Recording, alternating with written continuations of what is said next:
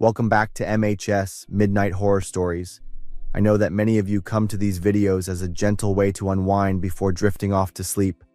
So, before you close your eyes tonight, could I ask you for one small favor?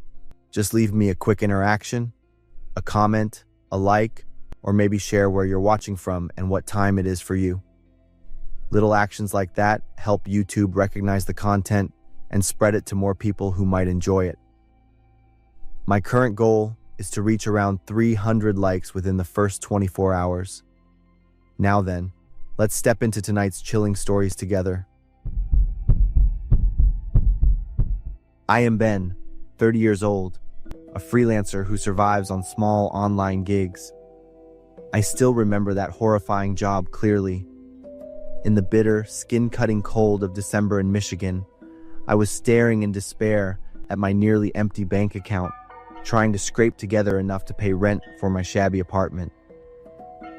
Craigslist became my last refuge, a maze of false hopes and ridiculous odd jobs. Then I saw it, a strange little job listing tucked between ads for used furniture and roommate searches. The title was vague, but the pay was incredibly tempting. It was a part-time job offer from a man who called himself Victor. The task sounded harmless, even absurd. Find locations with the right kind of energy to install guardian angel statues. But what stopped me from hesitating was the pay. $1,000 for every successful placement contract, plus 1% of the profit afterward. I felt like I'd just hit the jackpot. I accepted immediately. After traveling to where I'd be working, I realized it was an isolated retirement community on the outskirts of town, built in the 70s.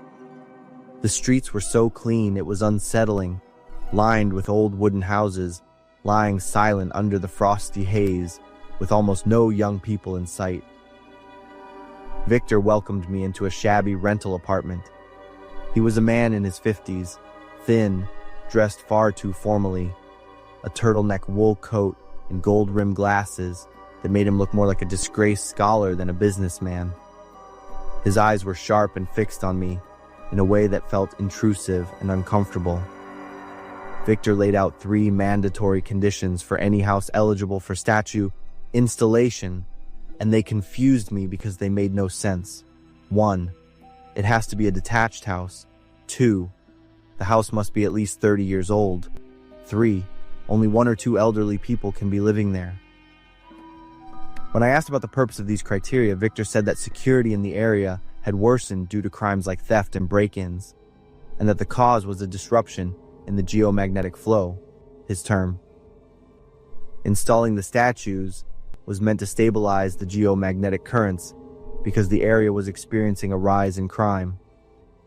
I didn't believe this mystical explanation, but when I looked at my empty bank account, I told myself, this is just a harmless, legal job, some silly little scam to help sell statues. Right after moving into the temporary apartment in the community, I truly began to feel the isolation and eerie stillness of this retirement neighborhood. The air was heavy, and it felt like I was surrounded only by old people and old houses. That stillness quickly turned into unease. Late at night, while I was resting, I heard a strange sound. It sounded human, but not clearly. I've never believed in ghosts. I've always thought dealing with people was far scarier. I recorded the sound. After replaying and analyzing it, I could clearly hear a man's voice repeating the words, "Stop, stop." I quietly opened my door and saw a shadow dart away into the darkness. I tried to reassure myself that it was just some mischievous teenagers. I quickly found success in the job.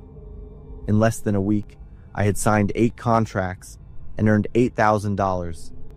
Victor continued sending me requests, now with a new condition. After each installation, I had to provide full information about the residents, names, ages, health conditions if known, and daily habits, e.g., early sleeper, frequently away. When I asked why, he simply said it was to verify the statue's protective effectiveness, since it relates to personal energy. I felt a bit uneasy but didn't question it much. After all, these were just elderly folks living alone, nothing to hide. During one of my scouting trips, I stopped by Steven's house. It perfectly matched the installation criteria, and I pitched the offer to him. Stevens immediately reacted harshly, even shouting directly in my face, "Stop! Get out of this town!" His tone when he said "stop" was identical to the voice I had recorded. I realized Stevens was the one who had been following me. His attitude and tone clearly showed displeasure with my work. Perhaps he suspected I was some kind of con artist. I left thinking everything was still fine. Sometimes you just meet difficult clients. I couldn't get Stevens, but there were plenty of other houses to approach. Then things started to go wrong. The first news I saw was a burglary in the neighborhood. An elderly woman's home had been torn apart by an intruder while she slept. A few days later, another one, then a third. All of them were in areas I had recently visited. At first, I thought it was a coincidence, but then one case made me freeze. That house was one of the locations where I had installed a statue just days earlier. I opened the map, marked all the places I had visited, and was horrified to realize that most of the recent burglaries overlapped with locations of the guardian angel statues. Curiosity turned into panic. I began connecting everything: the installation conditions, old houses, usually with loose windows or easy entry, elderly residents with little ability to resist, and especially the habit tracking information. The purpose wasn't to stabilize energy. It was to determine exact targets and the safest times to strike. I was horrified when I realized Victor's true plan. The guardian angel statues were simply markers for houses to be robbed next. I had become the scout helping them execute their cruel scheme. While I was still reeling from this revelation, I suddenly received a $3,000 bank transfer with the note "profit share." That money, though large, became a crushing weight on my conscience. It was no longer legitimate pay. It was dirty money, a percentage of profit earned from the fear of frail, elderly people. I stared at my phone screen, feeling no different from an accomplice, even if unintentionally. I immediately froze my bank account, determined not to touch that money. The guilt pushed me to take action. I returned to one of the houses to photograph a guardian angel statue that had been damaged during a recent burglary, hoping to gather evidence. As I carefully stepped across the cluttered yard, a horrifying sight stopped me cold. The statue's eyes were wet and black, not from dirt or mold, but from a dark, viscous liquid streaming down from its stone eye sockets, as if the statue were truly crying. A chill raced down my spine. I didn't dare touch it, and an eerie spiritual thought intruded on my mind. The guardian angel cannot bear the crimes it has been forced to witness. I suspected this wasn't merely a physical substance. It was a supernatural omen of the crimes I had helped enable. I decided to cooperate with the police, handing over all documentation about Victor, including notes and maps of installation sites. He was arrested soon afterward, and the chain of crimes came to an end. But his fate was more horrifying than any legal punishment. A few days later, I saw news that Victor had committed suicide while in custody. My hands trembled as I read the details. The way he did it horrified everyone. Victor had tried to kill himself by stabbing his own eyes with a pen.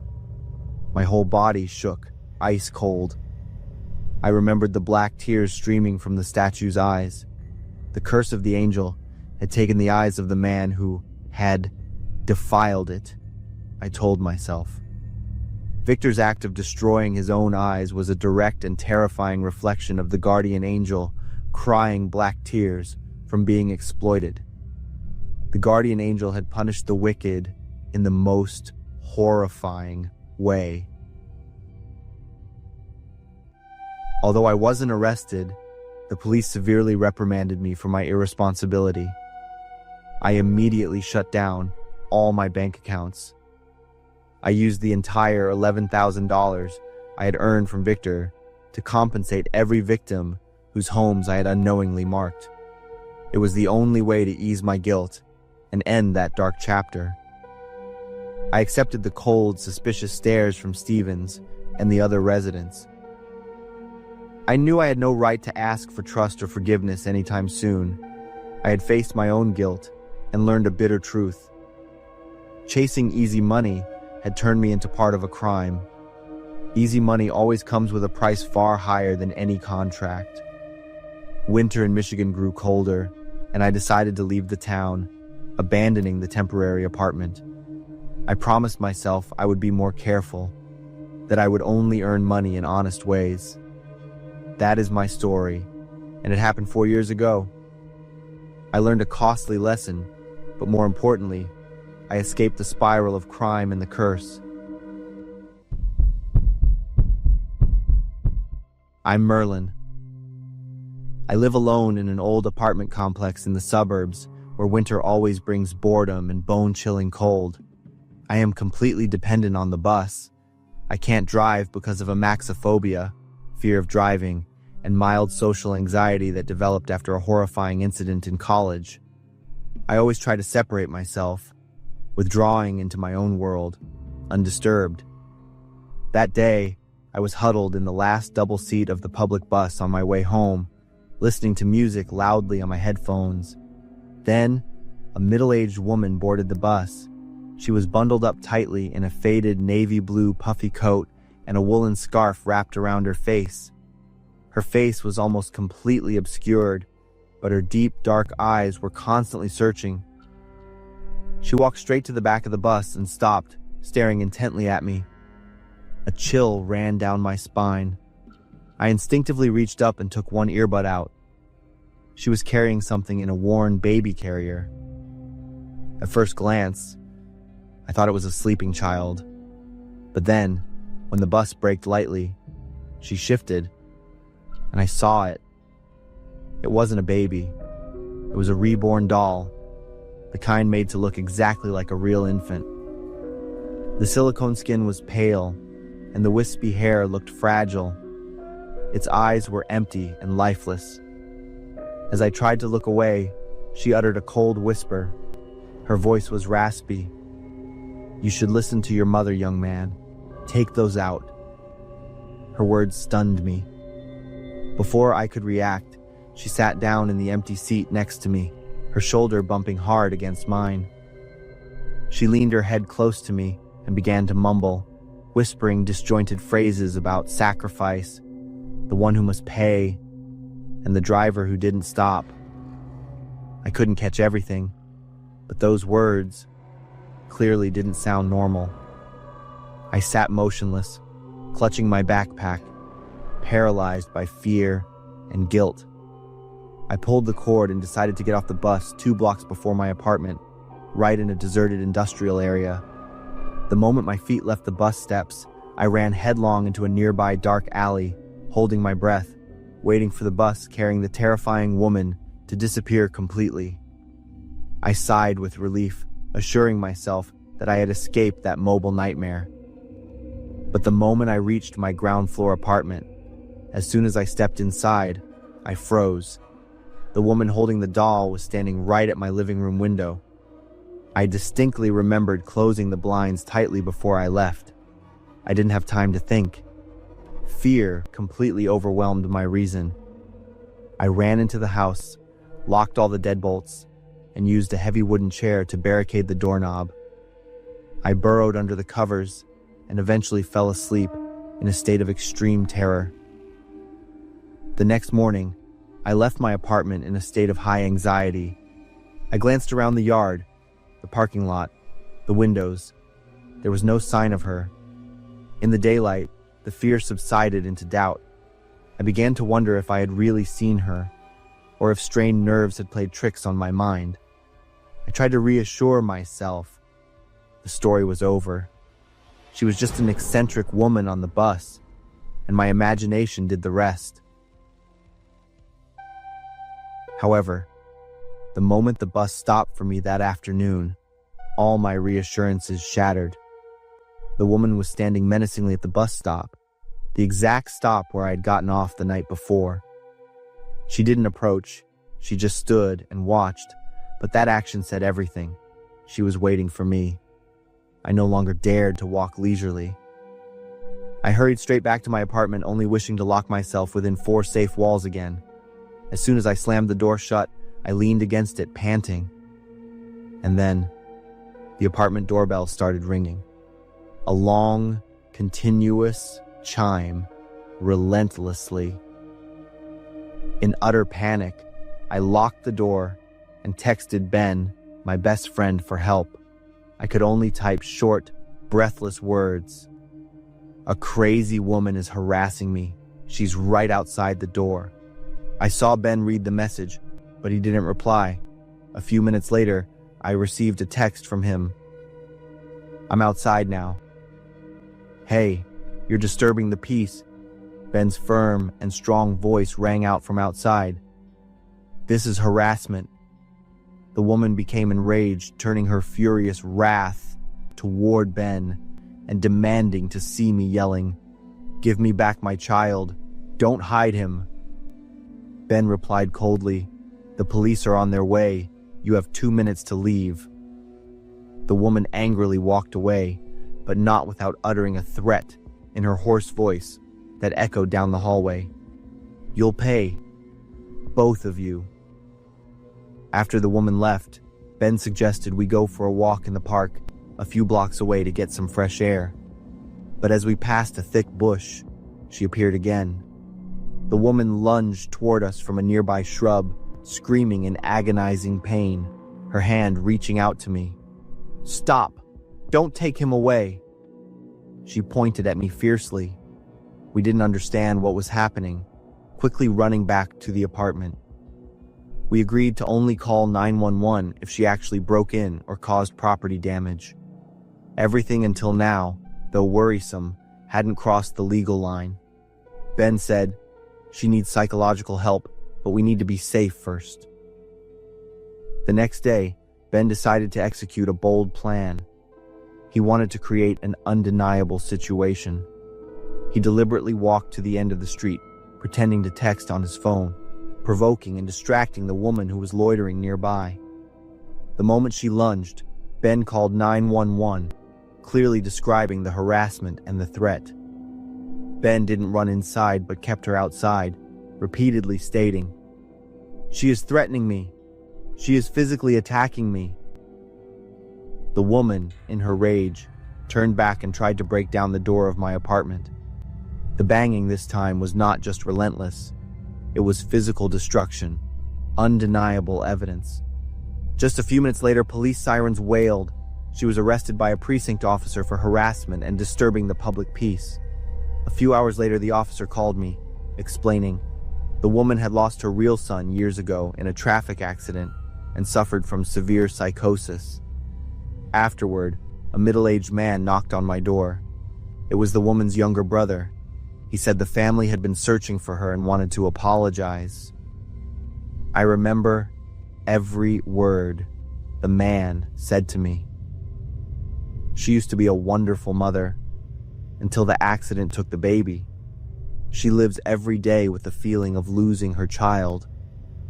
The accident happened on a rainy evening, right on the highway near the gas station nearby.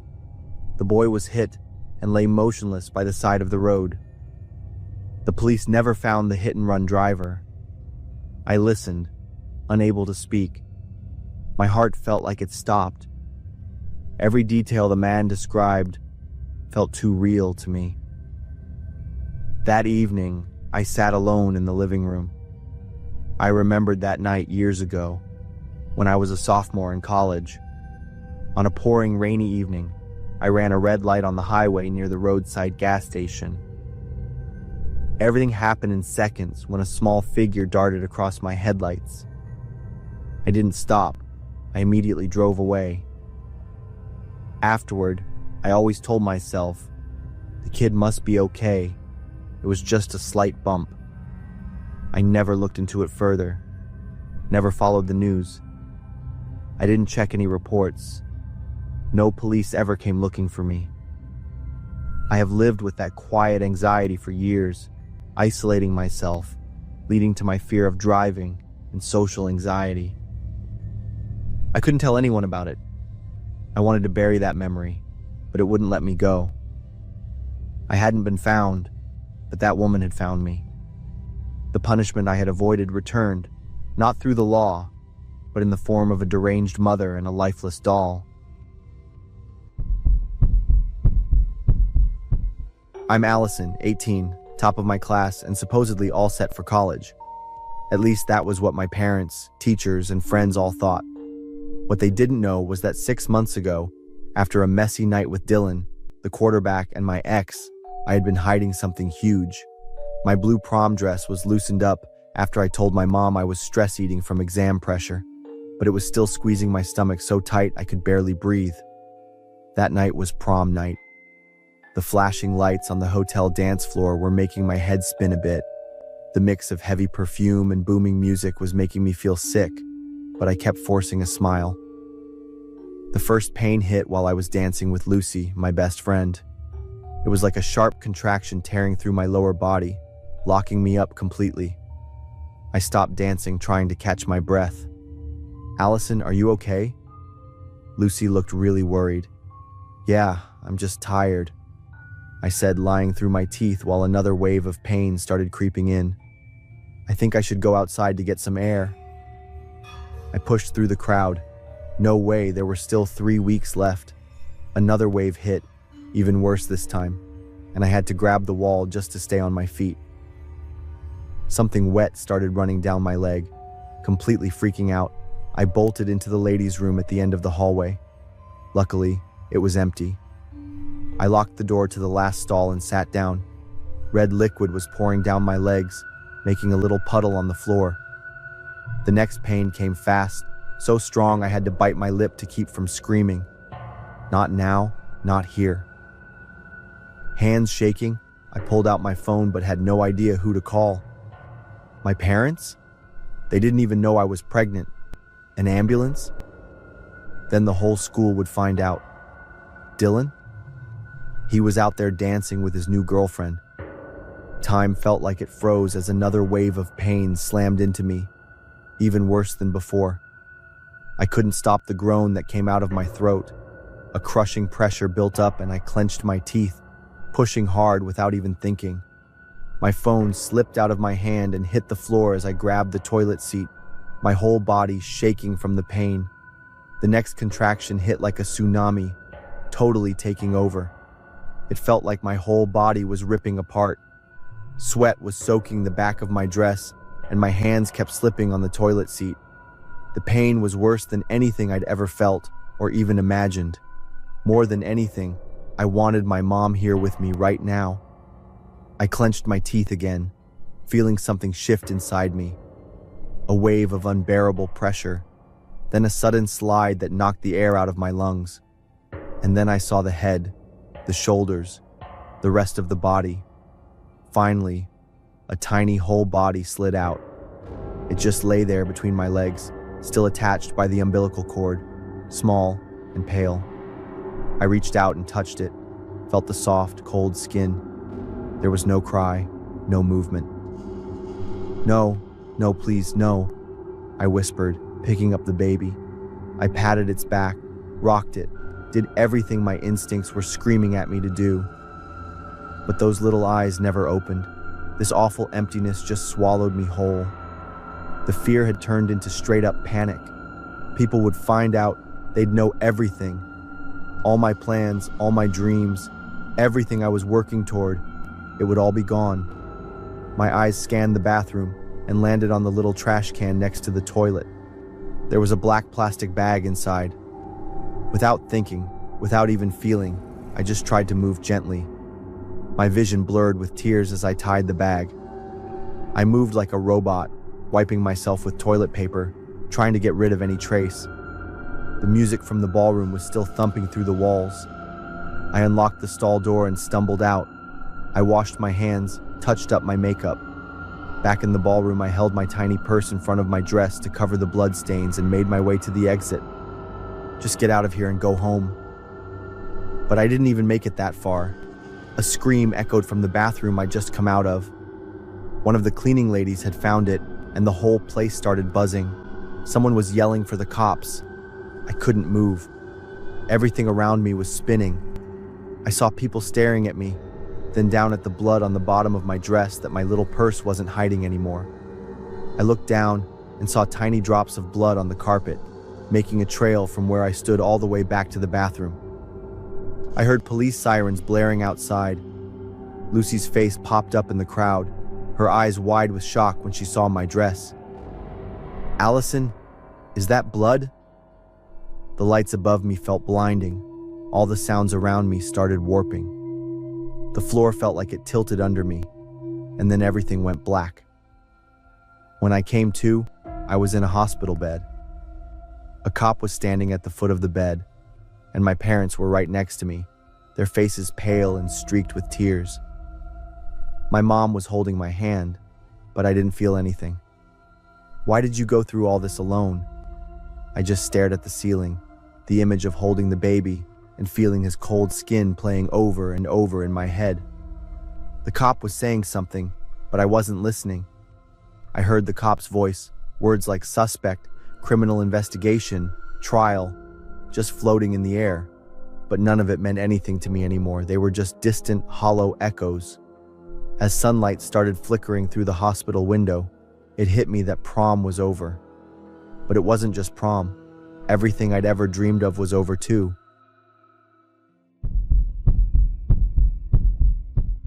I'm Anna, and my small family just moved to Columbus, Ohio, about 6 months ago. The 2-story house we bought is in a quiet suburban neighborhood. Everything was perfect for the first 3 months. I set up a cozy workspace in the downstairs den. Mike was settling in well at his new job, and Emma quickly made friends at school. We even got to know most of our neighbors, except for the man living in the house next door. Mike said he'd met him once, a retired chemistry professor named Daniel Lee. He lived alone and preferred his privacy. Then winter came, and with it, a strange feeling. In the afternoons, I started to feel tired. My mind was foggy, and I couldn't focus. Headaches appeared often, starting at my temples and spreading to the back of my head. At first, I figured it was just the lack of sunlight and my body adjusting to the colder weather. I wrote down my symptoms in a journal and tried to change my diet, exercise more, and even take vitamin D supplements, but it didn't seem to help. Then Emma started having morning sickness and trouble sleeping at night. "I think we should take Emma to the doctor," I told Mike. "I think you're just worrying too much, Sarah. We just went through a big move. Our bodies need time to adjust." Maybe Mike was right, but I was still going to keep an eye on everything.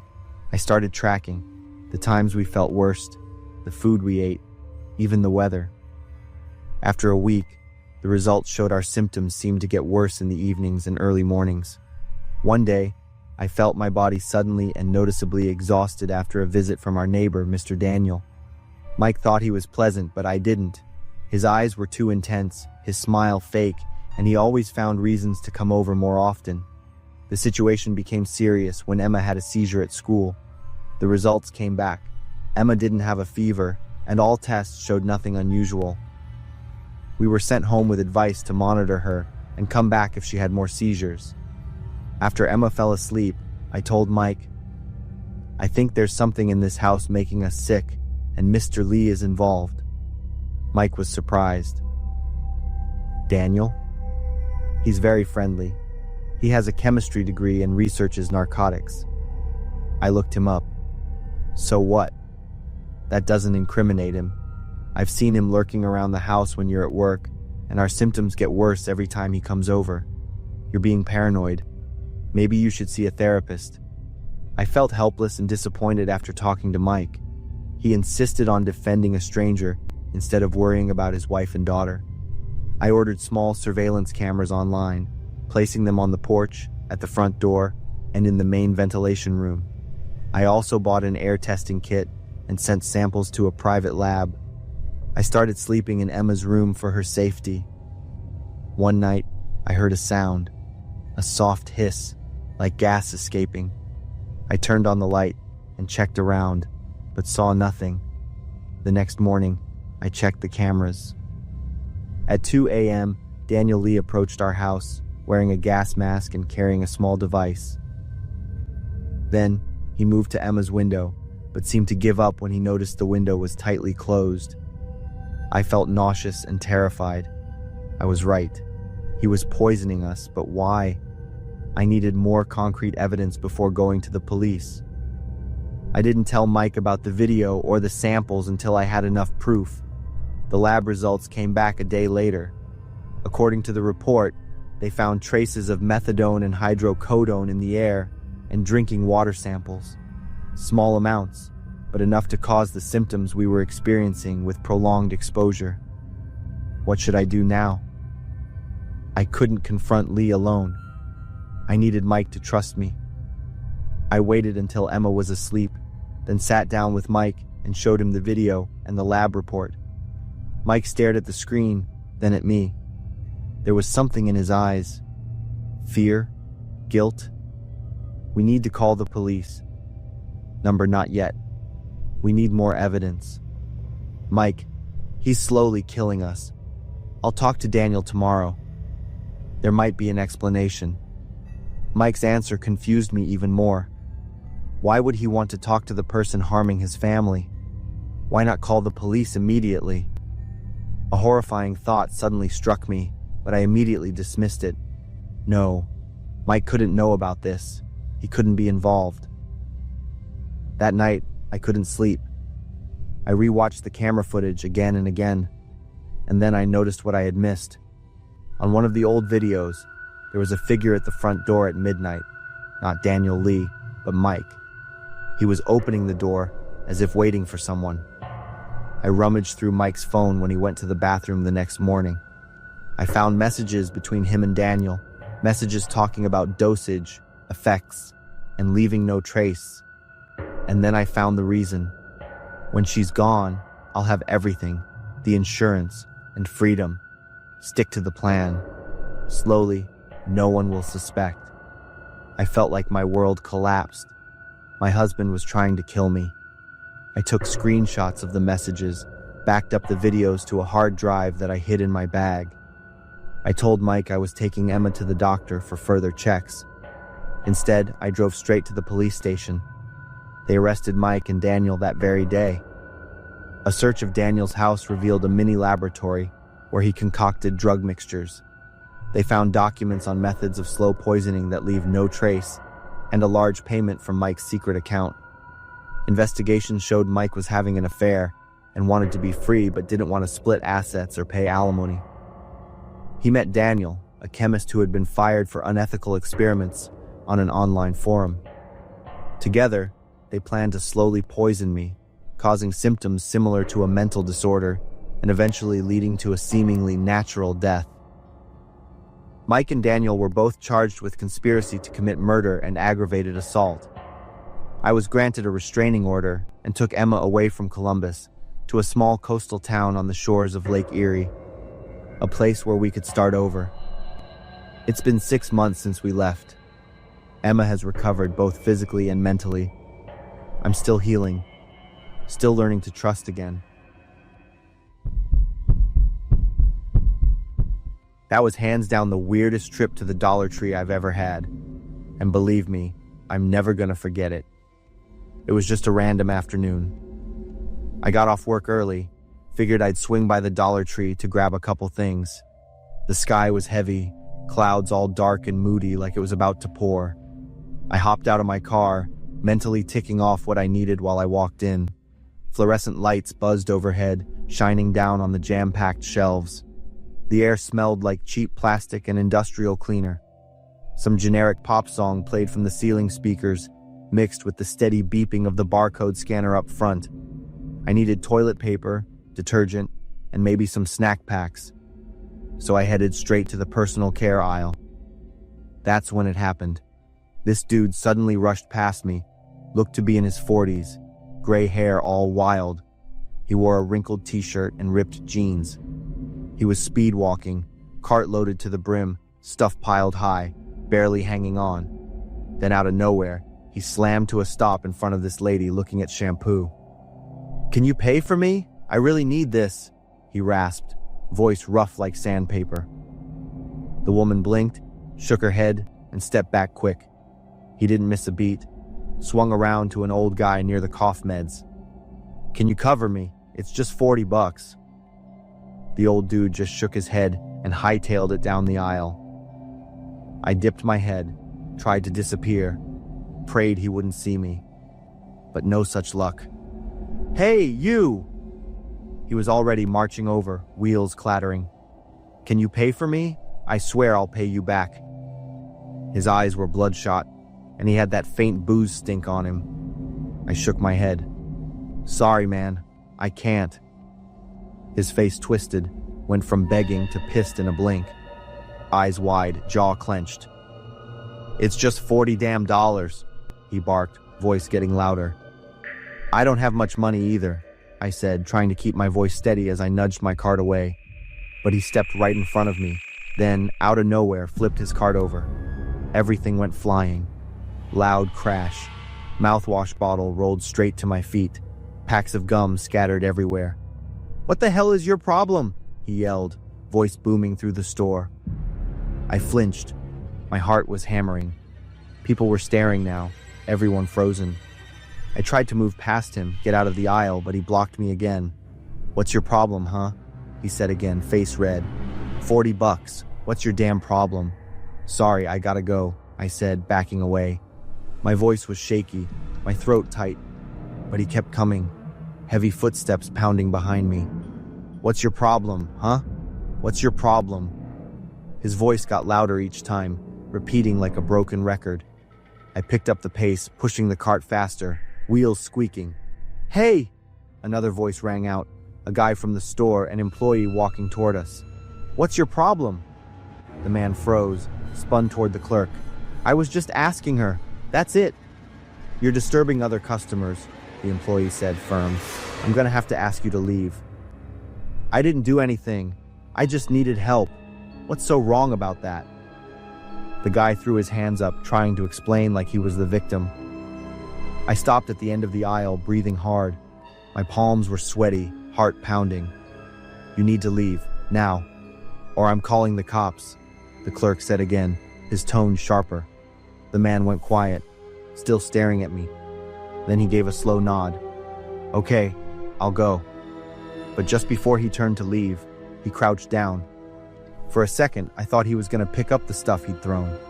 Instead, he peeled off his ragged brown slippers, then yanked off his filthy white socks. "What's your problem?" he screamed one last time and hurled the slippers and socks straight at me. I jumped to the side. They slammed into the shelf behind me, knocking down a whole row of shampoo bottles. The sweaty socks landed right next to my cartwheel, and the stench hit me a second later. He walked barefoot toward the exit, leaving wet, grimy footprints on the tile as he went. The store clerk just shook his head and started picking up the mess. "You all right?" he asked. "Guys like that show up from time to time, usually high on something, lose control, start hassling people." I gave a small nod. "Thanks for stepping in." I was still rattled. I wrapped up my shopping as fast as I could. At checkout, I kept glancing toward the entrance, paranoid he might be out there waiting. But the parking lot was clear. I got in my car and slammed the door shut, locking it right away. Even on the drive home, I could still hear it echoing in my head. "What's your problem?" To him, the problem was simple. I didn't help. I didn't give him what he wanted. That was hands down the wildest trip to Dollar Tree I've ever had. And yeah, there's no way I'm forgetting it.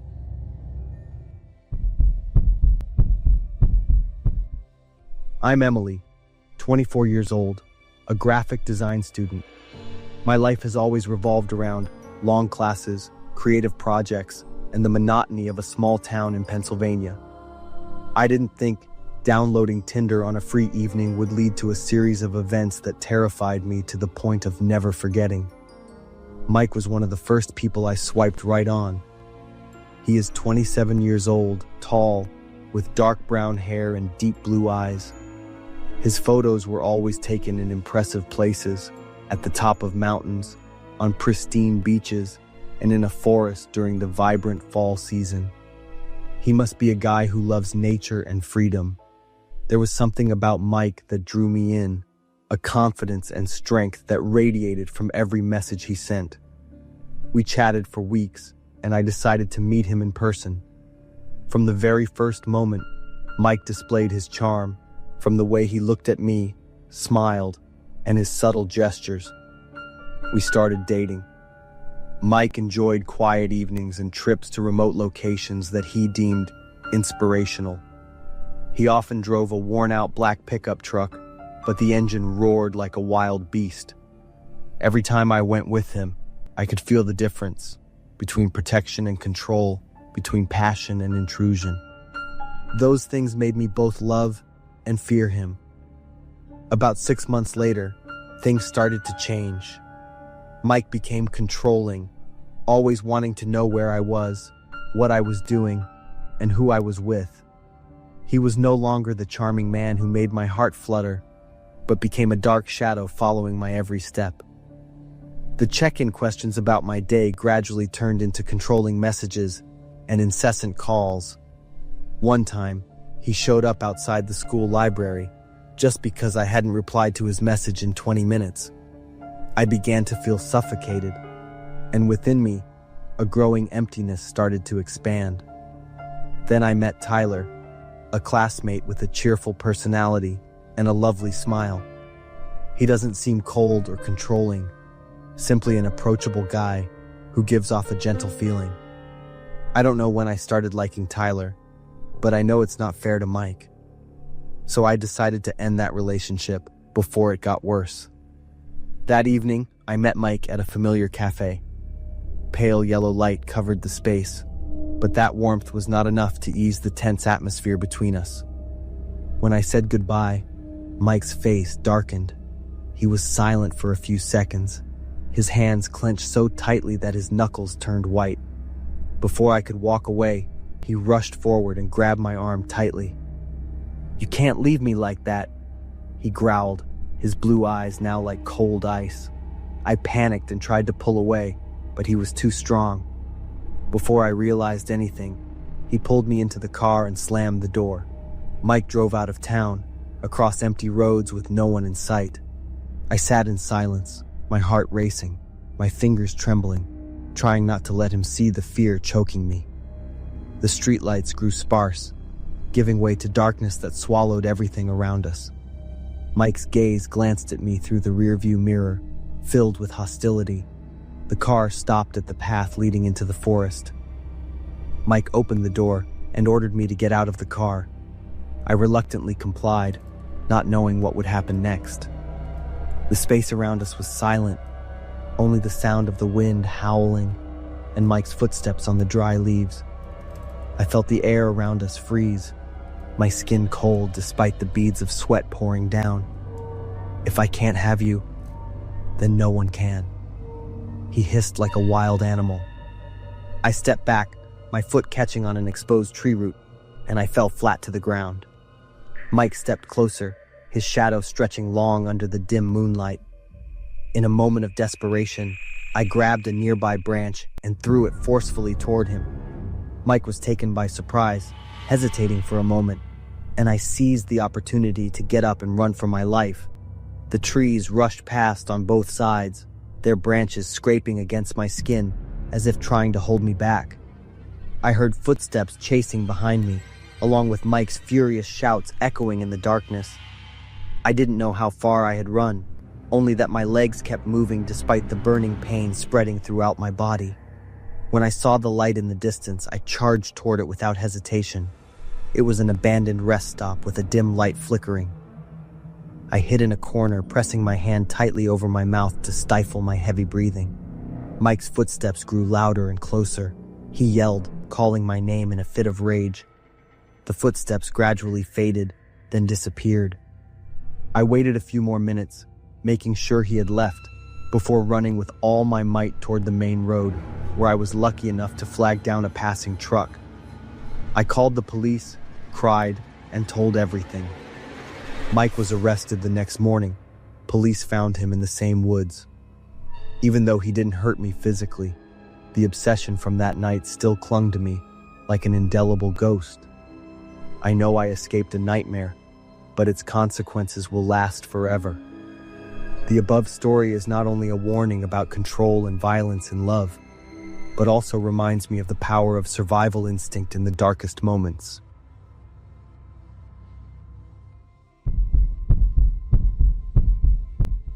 I'm Alice, 62 years old, living in Forsyth, Georgia. I've just experienced the most terrible pain a mother can feel, losing my 32-year-old son, Joe Thompson, so suddenly.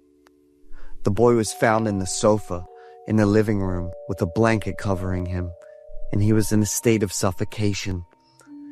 The cause of death was determined to be arrhythmia. Joe was a healthy and kind police officer. For 32 years, my son never showed any unusual signs of heart health. The boy was still in the process of reconciling with his girlfriend in hopes of returning to the happy life he once had with their 2 young children. The sudden loss of my son has plunged my life into severe turmoil. A few weeks after Joe's passing, I received a handwritten letter from Marie, 69 years old, living in Cobb County, Georgia. I had no knowledge of her. We lived more than an hour's drive apart, but reading Marie's heartfelt words and sharing her thoughts made me cry a lot. Hello, Mrs. Thompson. I am Marie Rose. You must be very curious about why I am writing this letter. I have seen the case of your son, and I truly sympathize with and share in your sorrow during this difficult time, because I have been through it myself. My son was also an exemplary police officer, but he passed away 6 years ago with the same cause of death as your son's. I sought a way to contact Marie, as if my soul was searching for a bit of warmth and comfort. We called each other to talk. I'm a little luckier because I still have 2 grandsons, while Marie only has 1. 2 elderly mothers, united by the same pain and understanding. We quickly became close. I gained a friend, a great source of comfort that helped me get through the difficult times. After about 2 months of talking on the phone, we arranged to meet at a location halfway between Forsyth and Cobb. As soon as we met, we hugged each other and burst into tears. Marie is very gentle, warm, and always smiles with optimism. We ate and chatted happily. You told me that you have 2 grandsons, right? Marie asked. That's right. They're 5 and 3 years old, very much like Joe, my son. But right now, they're living with their mother. My relationship with their mother isn't very good. Can I see some pictures of them? I used to wish I would have little ones calling me Grandma, but then I quickly opened my phone to show Marie the family photos from when my son was still alive. How wonderful! They look just like their father. Marie's compliment made me smile, my eyes welling up with tears. Alice, Marie's voice suddenly turned serious. This is, she pointed to the photo of my son's girlfriend. Natalie, my son's girlfriend. She's beautiful, isn't she? But this is my daughter-in-law, Marie interrupted me, exclaiming. Silence enveloped us as Marie and I stared at each other, filled with countless questions. So, my son and Marie's son had many similarities. Both were police officers. They died in the same way and for the same reason. And most striking of all, they shared the same woman, Natalie. Immediately, we exchanged information about Natalie. She was my son's girlfriend for 7 years, but has been Marie's son's legal wife for nearly 10 years. Currently, on paper, Natalie and Marie's son are still married. She receives his pension and all the other benefits reserved for the wife of a deceased officer. So Natalie had been having an affair with my son even before her husband passed away. Since there were no children involved and her husband passed away at a young age, Marie supported Natalie moving on and remarrying. The two of them hadn't been in contact for a long time. As for me, Natalie was my son's girlfriend. They had been living together for nearly 6 years, had 2 children together, but never married, even though my son had proposed countless times. To me, Natalie was neither a good girlfriend nor a good mother. My son, in order to support his girlfriend's lavish lifestyle, had to work both as a police officer and a gas station attendant at the same time. Alice, who is the beneficiary of your son's life insurance after his death? Marie's question made me shiver instantly.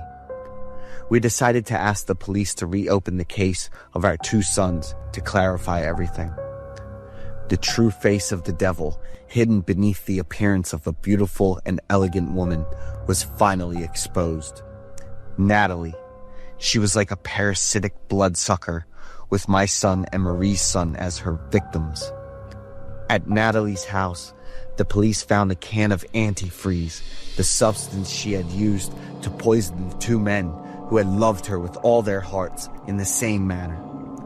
What she wanted was nothing but worship and money, repaying love with disgusting cruelty.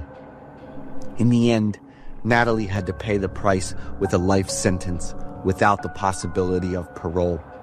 Marie and I became close friends, like sisters, living positively and meaningfully in our later years.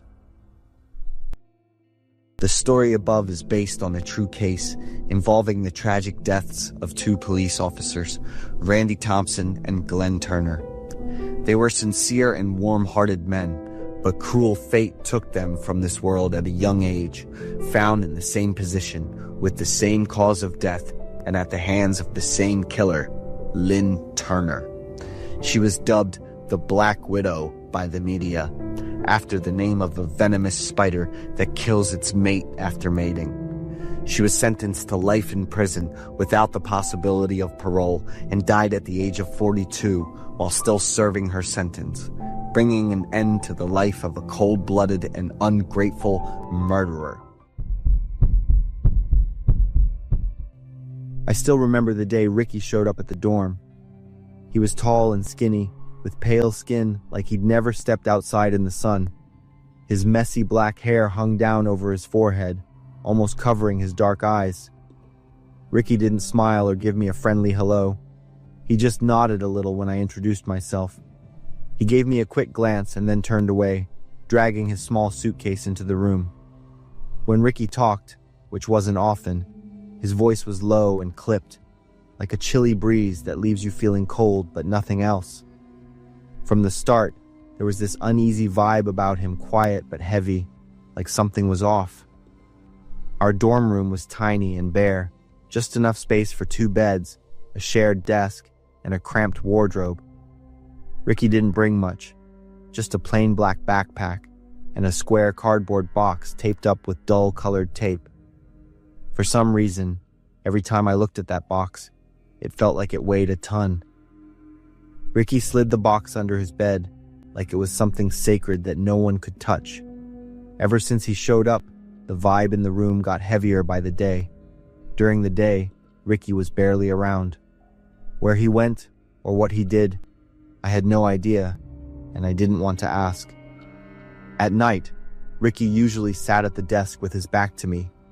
He never turned on the lights, just used the dim glow from his laptop screen. That faint light lit up his face when I snuck a look, casting weird shadows on his hollow cheeks and deep-set eyes. One night, I woke up at 2 a.m., and there he was, still at the desk, typing slowly on his keyboard. The sound was steady, like a faint scratching on wood, echoing in the stiflingly quiet room.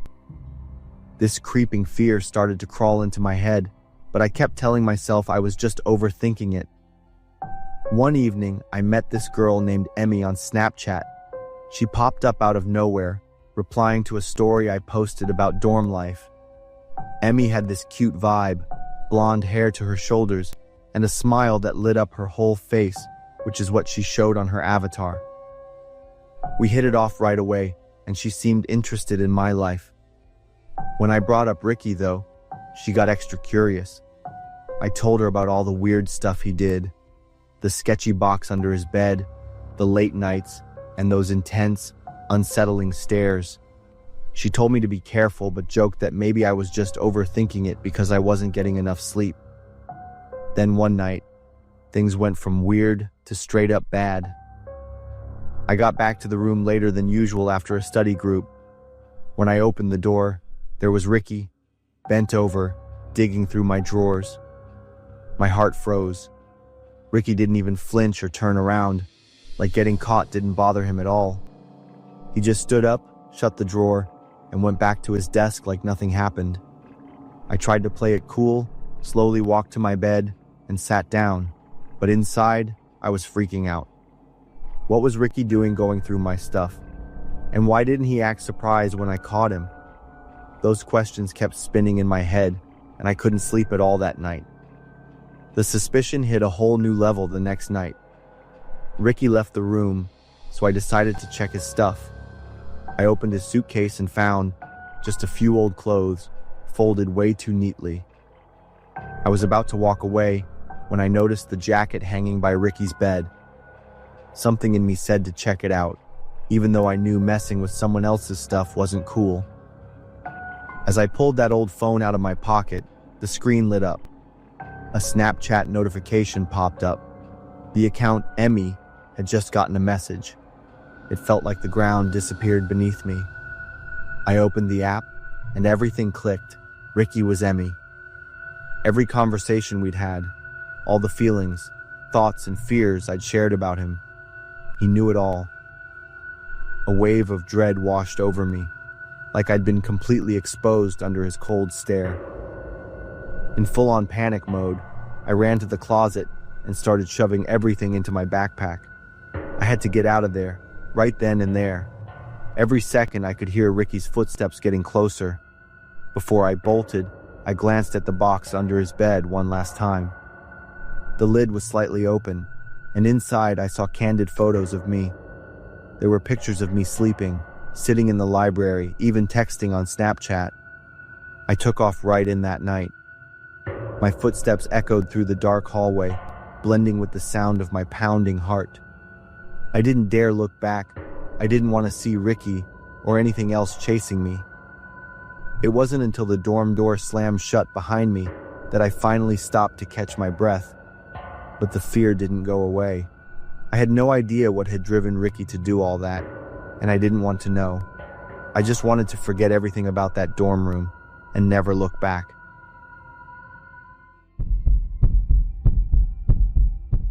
I'm really into exercising and playing sports, but since I spend most of my day working, running at night seems like the best option. In an evening, after wrapping up a ton of work, I grabbed a quick snack, changed into my running gear, and headed down to the park below my apartment to blow off some steam. The park was empty at the time, but suddenly, I heard a noise behind me. I instinctively turned my head and was startled to see a tall, dark figure running behind me. I started running faster, and my heart was racing, out of control. But I could feel the person behind me getting closer and closer. My mind started racing with all sorts of worst-case scenarios. The more I ran, the faster I went, all flustered and panicked, with my heart pounding so hard it was tough to breathe. Not daring to turn around, I glanced to the side and saw the person's dark shadow falling onto the road right next to me. There was a couple being intimate up ahead, so I didn't hesitate to run over and shout for help. The girl in the beautiful white dress got up and walked over to me with a surprised look on her face. I gasped, turned around, and saw someone in a tracksuit running past. "Are you okay?" the girl in the white dress asked, looking worried. Now that I looked closer, she was really beautiful. She must have been on a date with her boyfriend. I gave a shy smile and thanked her. I curiously looked toward the boyfriend, but his face was hidden in the darkness, so I couldn't see him clearly. I thanked the girl again and left. Deciding to wrap up my jog, I was shocked to realize that my phone was missing. I froze for a few seconds trying to remember, and then realized I must have dropped it while trying to escape from my pursuer. I immediately ran back the way I came to find my phone. After searching around but still not finding it, I suddenly remembered the smartwatch I was wearing. Following the signal from the watch, I headed to the children's playground. But I had never run to this area before. Moreover, it was darker than the other areas. The playground equipment looked eerie and distorted in the darkness, creating strange shapes. The wind whistling through the dry branches, the chirping of insects, and even the weird sound of footsteps echoing in the dark. All of this turned what was usually a fun and lovely area into a place of horror and fear. I checked the signal on the watch again, and it definitely showed it was here. As I got closer to the playground, I heard music playing and was relieved to have found my phone. After wandering around the slide and seesaw for a while, all I could hear was the music from the phone. I turned around to look at the two swings a few meters away. I screamed in surprise, my heart racing and my head spinning. Someone was sitting on the swing on the left. "Who is it?" I said, my voice trembling like I was about to cry. That person didn't answer. The swing kept moving back and forth, the chains creaking, and the sound of water droplets slowly dripping made my legs feel weak. It looked like a girl in a long dress, but her back was turned, so I couldn't see her face clearly. My phone rang, and it was coming from that girl. She must have picked it up. "I dropped my phone with the pink case. Have you seen it around here?" The silence was still there, and it was haunting and unsettling beyond description. I slowly approached the girl. The phone rang even louder. Suddenly, the phone fell to the ground with a loud clatter, breaking the eerie silence. My whole body jumped. I quickly ran over and grabbed the phone right at the girl's feet. Holding the phone in my hand, I didn't have time to feel relieved. The phone was covered in a thick, fishy liquid. I was hit by that horrible smell for a few seconds.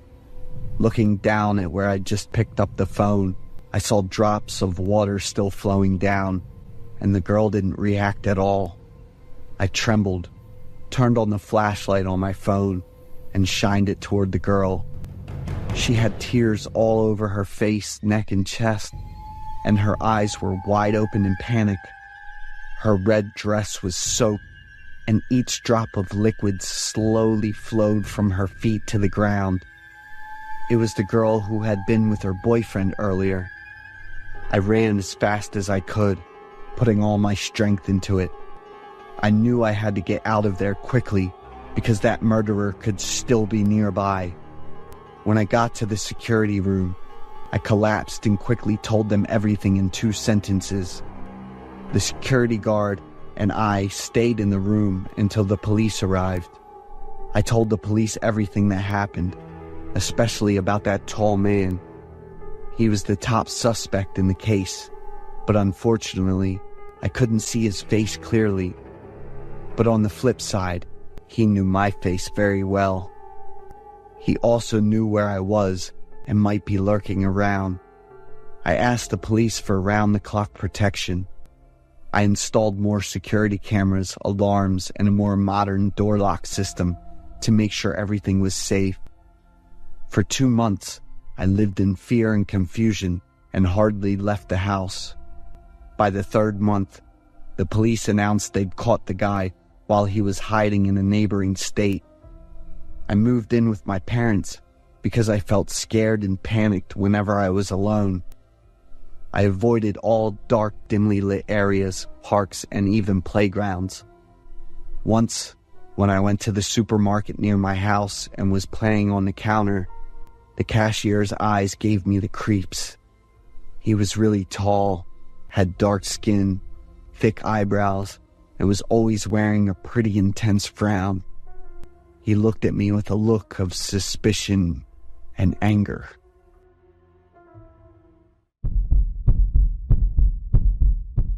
My name is Ryan. I'm 28 years old and I live in Ohio. Every fall, my closest friends and I get together for a camping trip. It's been a tradition ever since we met in high school. It's our chance to hang out, build a campfire, grill some food, and just relax after months of hard work. But a few years ago, on a weekend in early November, something terrible happened. It left me with horrible memories and nightmares. I don't think I'll ever be able to get over it, no matter how hard I try, because honestly, most of it was my fault. That year, our camping trip was set for a Saturday. We had been checking the weather all week. It was going to be really cold, but there was no rain in the forecast. This made us careless, and we didn't prepare dry firewood like we usually do. The morning of, it started pouring, and I knew that if I didn't do something, we would have to cancel our get-together. I arrived at the campsite around the middle of the afternoon. I had brought the essentials in my trunk: a tarp, a broken wooden pallet for dry kindling, and a large can of gasoline. I took them out of the car and got to work. It took me a few hours to stack enough wood for a big campfire. Most of the wood was too wet to use. That's where the gas came in. Every so often, I'd pour a little on the wood, letting it soak in as much as possible. My logic was that by the time we lit the fire, the wood would be saturated and hot enough to dry out, making a long-lasting campfire for us to sit around. Just as the sun was starting to go down, I sent a group text to my friends, letting them know that everything was still on and the fire was ready. A little while later, my friends' cars started pulling into the campground.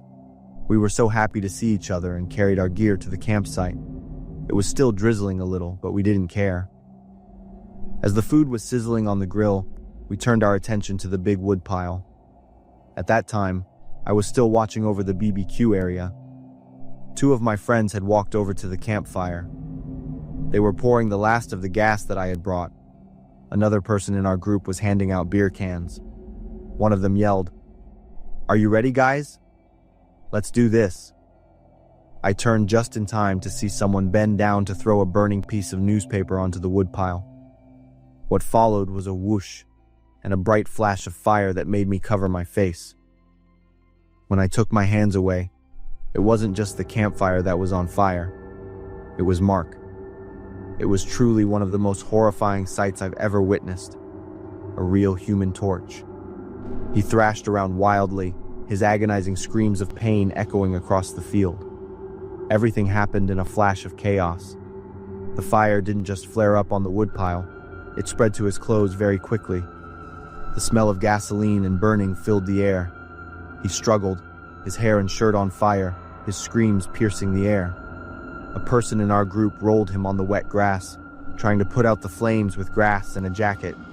Others ran around looking for water, blankets, anything to smother the fire. My first instinct was to call 911 and yell for everyone to help. Communication was slow because we were so far out. I remember every minute like an endless loop, water splashing, screams, smoke curling, someone whispering, "Are you okay?" But no one answered. A friend tried to put cold water on his skin. We tried to cover the burns with clean cloth. I kept calling his name. With every passing minute, the fear grew. Police and ambulances rushed in, their sirens blaring. The paramedics jumped out and immediately wrapped bandages around the burned areas to prevent infection. They used a cold spray to soothe the wounds while placing a tarp over him to keep him warm and prevent shock. One person held an oxygen tube near him, measuring his blood pressure and speaking softly to him, but I couldn't hear what they were saying. That night, we split up. A few of us stayed at the scene to coordinate with the police. The rest drove to the hospital to follow the ambulance. I was one of those who stayed behind. An officer asked me a lot of questions. I tried to answer, but my voice was hoarse, and tears were streaming down my face. The next day, when I got the news that he was alive and in the ICU for severe burns, part of me felt relieved, but another part still felt shattered. I went to the hospital and saw him lying quietly, wrapped in white bandages, a ventilator gently humming next to him. The air in the room was heavy. The doctors told us he would have to undergo skin grafts and a long recovery. They also asked about the circumstances of the incident to prepare for his psychological treatment. I'll never forget the moment I saw him lying there and told myself that I would have to live with the consequences of that day. The nights that followed, I would wake up screaming from my dreams. The image of the fire was still stuck in my mind. Every time I see a gas can, smell burning, or see a campfire, my heart aches. He went through a series of skin grafts for almost 2 years after the accident. According to what the police announced after the investigation, it wasn't too much gas that caused the fire explosion. It was the gas vapor that had been concentrated in the core of the campfire. When a flame was introduced, it acted like a fuel bomb. The heat and pressure of the expanding gas vapor engulfed anyone standing close enough. Unfortunately for him, the waterproof clothes he was wearing were old and not fire-resistant. He says it wasn't anyone's fault and even blames himself for standing too close to the campfire. But I know for a fact that it was my fault, no matter how hard he tries to reassure me. I can't forget that terrible memory, and it has caused some of the worst depression. I could barely leave the house during that time. Seeing a campfire, hearing fireworks, or even smelling burning wood would bring back the most vivid memories of that night. Even the act of burning wood makes me tremble. My story is a warning. Please be careful with campfires or any other fire, because what's supposed to be a little fun can turn into a nightmare that haunts you for the rest of your life.